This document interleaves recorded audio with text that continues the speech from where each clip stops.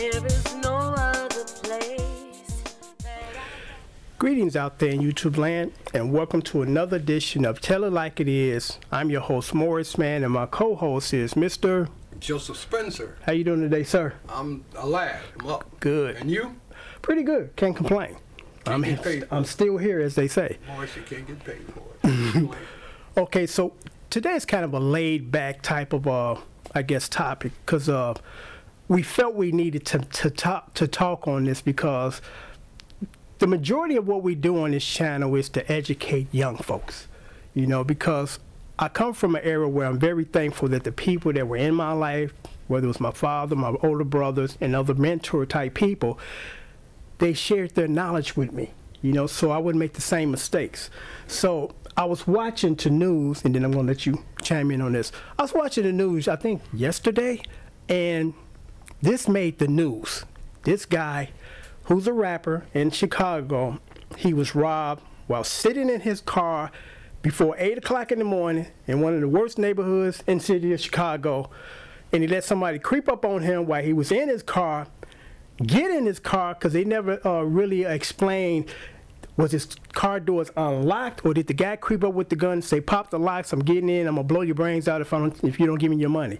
So the guy got in the car and took a gun to his head and said, today you're gonna die, you know, unless you hand over the money. So he handed over what he had, and he was able to keep his cell phone, but he handed over what he had, and then he went to the police to report it. Now, what was taken from him in that robbery was $3.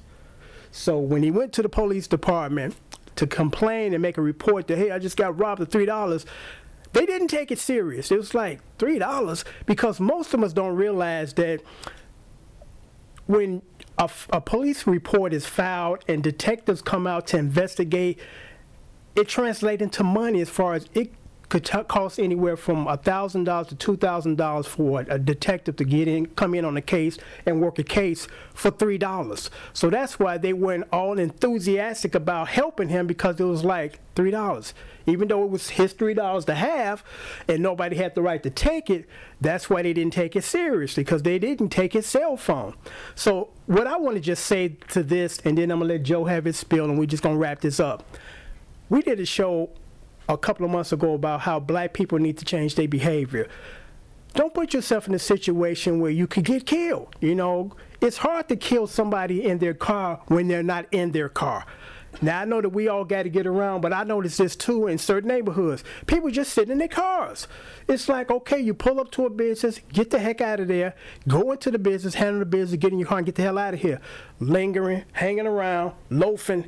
You know, you setting yourself up to be a potential victim, especially in bad neighborhoods. So we have to be mindful and take the initiative to try to keep ourselves safe. We can't keep running to the police and expecting them to cover us all the time.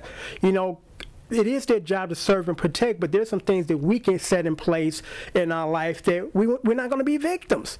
You know, so stop hanging out in your cars in bad neighborhoods late at night or early in the morning and not expecting things like this to happen, because criminals wait for you to make dumb mistakes or moves, and then they counteract with they move. You know, because again, it's hard to rob somebody that early in the morning in a bad neighborhood if they ain't in their car. Now, if somebody do a home invasion on you while you're in your house, minding your business, that's a whole kind of another animal. But I'm going to turn it over to Joe and get his perspective on this story. I heard the story. I listened to it twice on the news because it was, you know, kind of... Anyway, I was born on 47th Street in Chicago. And I knew at a certain time of the day or night, you didn't hang out on the street. I have walked down the street. And let me just interject and ask you this question. You can continue. Would you say that the neighborhood you grew up in then is better now, or worse, or the same? Oh, it's better now because it's torn down. And well, actually, it's worse then because it's no longer around. Well, it's still there, but it's pretty tore up. So would you say that's better? Wouldn't that be worse? Well, yeah, I mean, I can't say because I haven't been over there in years. Okay. I passed through it, you know. And I respect that answer. Yeah. I get you. But I have walked down 63rd Street. If anybody know about 63rd Street in Chicago at 3 or 4 o'clock in the morning, and I knew I was taking my ass in my own hands. Yeah, you know. chances.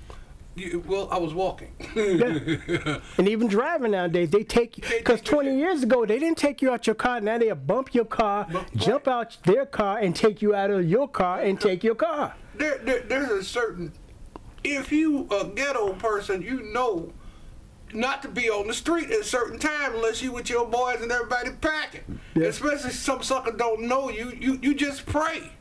You know, I don't care who you are. You could be John Dillinger. You don't sit in your car, you know, with nobody. Well, you just easy pray. Easy pray. There you go. That's the only thing I got to say. Yeah, that sums it up perfectly. Easy pray. Easy pray. And your thing is you don't want to make yourself easy pray. So you, like I said, we have to change our behavior.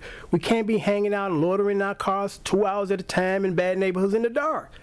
You know, nothing good comes out of that. You know, it doesn't. So I'm like, I hope that was a lesson learned by that guy to say, maybe I should have been in the house writing my rap lyrics. Hey. And not at, you know, before 7 in the morning sitting in my car and somebody woke up on me. Hey, this is not Mayberry. Exactly. This is not 1955 when the gangsters were real gangsters and or real nice neighborhood or suburb. You're right. You know? You know, and they respected people. Because you know what I noticed about, and I noticed this when I was a teenager. You go through really nice neighborhoods, I mean really nice, and you don't see a soul out. Don't see no. And I'm talking about in the middle of the day. In the middle of the day. Not, certain times of the day when there should be a lot of people out, or should I say nighttime when there shouldn't be nobody out.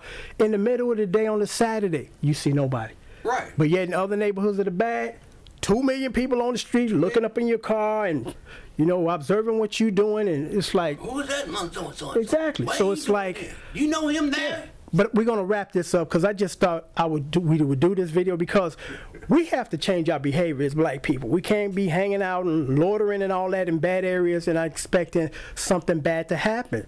You know, so we have to take the initiative to keep ourselves safe. We can't always go running to the police and expecting them to do it. Use your brain. Stay safe. You live in the neighborhood, you know what it's about. Exactly. Yeah. And on that note, I'm going to sign off until next time. Thanks for watching. My co-host, Joseph Spencer. Thanks for watching. Take care. Keep thinking. I'm ready for love. Are you ready for me?